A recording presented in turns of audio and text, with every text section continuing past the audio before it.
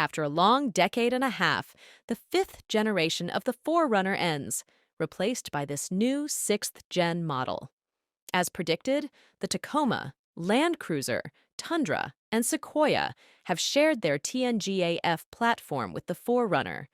The base option is the iForce 2.4-liter turbocharged engine, makes 278 horsepower and 429 newton-meter of torque. It will be available on the SR5, TRD Sport, TRD Off-Road, and limited trims. While the TRD Pro, the new Trailhunter and Platinum trims will get access to the 2.4-liter turbocharged iForce Max hybrid powertrain. It generates 326 horsepower and 629 newton-meter of torque, thanks to a 48-horsepower electric motor and a 1.87 kilowatt-hour battery pack. Both the base iForce and the iForce Max will utilize an 8-speed automatic gearbox.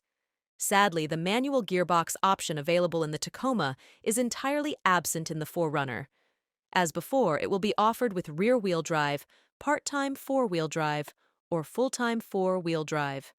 Details about the full range of offerings across the entire model range are scarce, but we do know that the TRD Pro will be fitted with Fox QS3 dampers with manually adjustable compression clicker adjustments, while the Trailhunter will ride on ARB Old Man Emu dampers.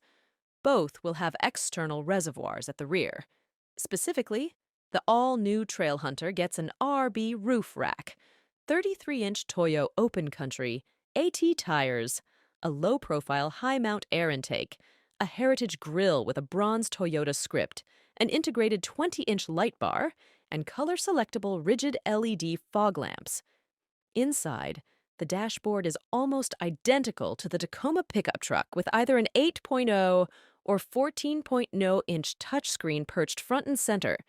A 7.0-inch digital gauge cluster will be standard, while higher trims will upgrade to a 12.3-inch display.